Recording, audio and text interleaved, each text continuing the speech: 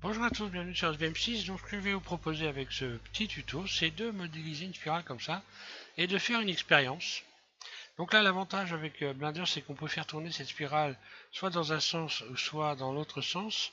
Et vous allez voir, vous allez beaucoup vous amuser si vous fixez cette spirale longuement sans cligner les yeux en regardant le centre. Et bien tout ce qui va être autour de vous, en l'occurrence les personnes qui sont autour de vous, vont avoir soit une grosse tête qui va diminuer, soit une petite tête qui va gonfler. Et donc ça va beaucoup amuser la galerie autour de vous, vous allez voir, c'est une expérience sympa à faire. Bon, c'est une expérience connue, mais bon, là, on a l'avantage avec Blender qu'on peut modéliser cette spirale assez facilement et qu'on peut s'amuser. Ça va faire beaucoup rigoler vos enfants si vous en avez, ou les personnes de votre famille, les amis, etc. Bon. Donc, donc ce que je disais, l'avantage c'est qu'on peut faire tourner dans tous les sens. Donc quand votre spirale va tourner dans ce sens-là, lorsque vous allez regarder longuement le centre et puis ensuite regarder un objet, vous allez voir qu'il va devenir, il sera gros, il va devenir plus petit. Et lorsque ça va tourner dans l'autre sens, eh bien ça va être le contraire. La tête de la personne qui est à côté de vous va gonfler. Voilà. Donc je vais vous expliquer comment j'ai modélisé ça. Donc il suffit de regarder le centre ici sans cligner les yeux pendant on va dire une quarantaine de secondes et puis de regarder brièvement la personne qui est à côté de vous. Vous allez voir, c'est assez amusant. Donc je vais vous expliquer comment j'ai fait cette spirale. Je vais passer sur une autre fenêtre. Voilà.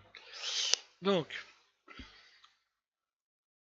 alors, le truc, c'est simple, hein, on va partir de ici, vous allez dans Ajouter, Courbe, puis Spirale, puis Arc médian, hein, clic gauche, voilà.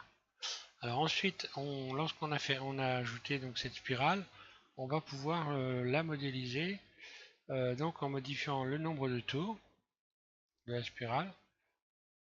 Je vais me remettre ici en vue de dessus, comme ça on va bien voir.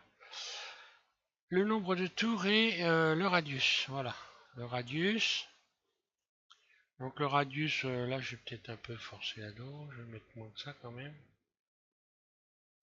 Le nombre de tours pareil.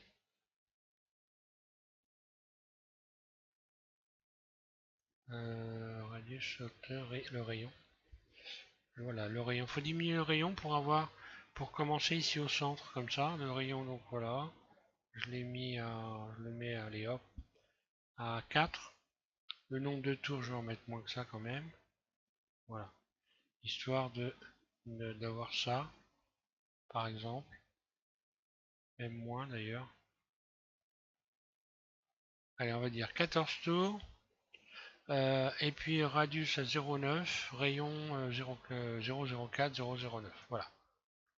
Donc normalement vous obtenez ça.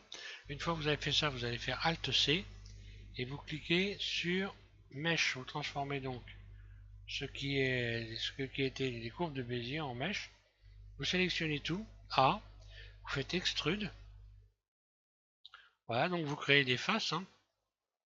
Ces faces, vous les sélectionnez en faisant A, vue de dessus, hein, toujours. Et puis vous allez donc ici dans Mesh, puis Face, puis Solidifier. Et vous solidifiez, vous modifiez la valeur ici qui vient d'apparaître, hein. À chaque fois, je rappelle, hein, à chaque fois que vous rajoutez un élément, automatiquement, vous allez avoir la possibilité de faire un réglage ici dans une fenêtre à gauche en bas de votre écran. Voilà, maintenant je vais mettre en vue 1. Je vais supprimer tout ce qui ne me sert à rien, hein. Donc là, Z, A, B, je vais sélectionner les vertices du bas ici. Voilà. Et je vais faire X vertice. Voilà. Je ne garde donc que cette partie-là. Et encore là, j'ai peut-être un peu forcé la dose. Mais bon, ça devrait marcher quand même, je pense, hein. Je vais faire l'expérience de toute façon. Alors, le truc, c'est de la faire tourner après, hein. Ici, je vais pouvoir également, pour avoir quelque chose de bien, faire une subdivision de surface. Voilà.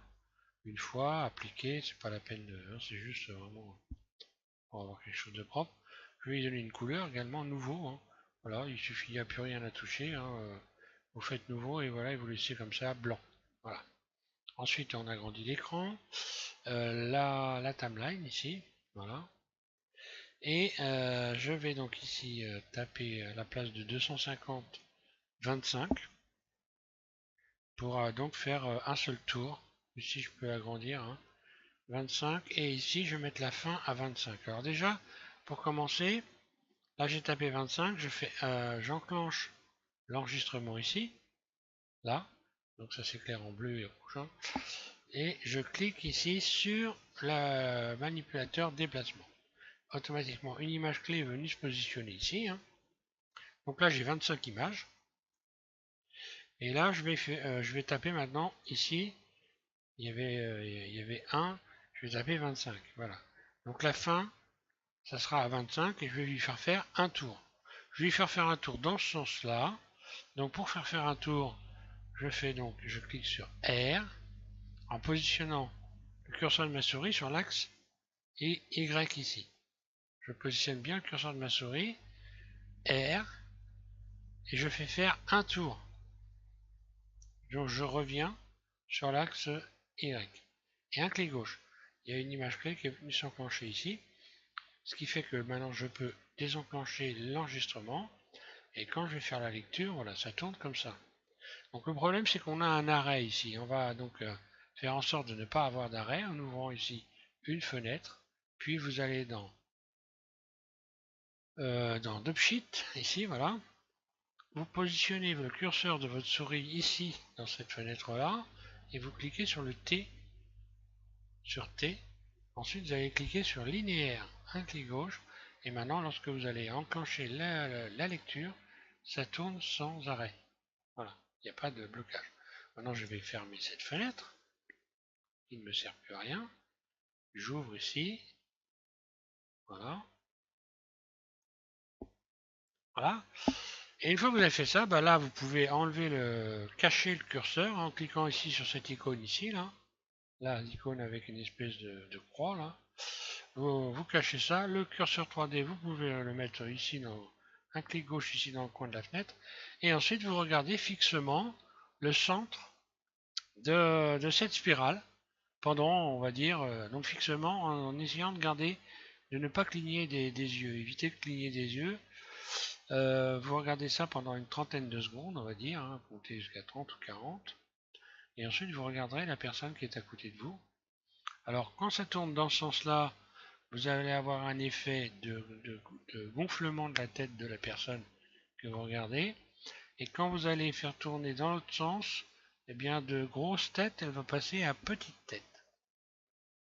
Alors c'est une expérience connue, hein, je suis en train de la faire pour voir si ma spirale, j'ai mis beaucoup de tours à ma spirale, je vais voir quand même avant de vous donner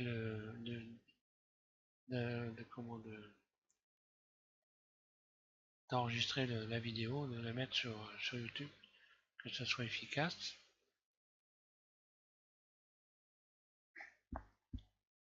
Ça marche parfaitement. Alors là, j'ai un effet de grossissement. Donc là, je viens de regarder un effet de grossissement. Et maintenant, je vais ici enclencher la lecture, mais à l'inverse. Donc, je clique ici, non pas sur celle-là, mais sur celle-là. Là, il tourne à l'envers. Et voilà, je vais refaire l'expérience. Et ça marche assez bien, hein, avec tous les anneaux que j'ai mis. J'en ai mis beaucoup, mais ça marche bien.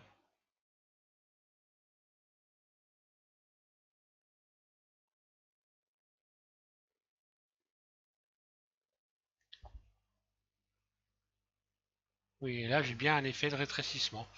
Voilà, donc j'ai envie de vous dire, amusez-vous bien avec ça. Vous allez faire, pour certains, épater la galerie, puisque c'est pas forcément une expérience connue, donc c'est assez amusant à réaliser.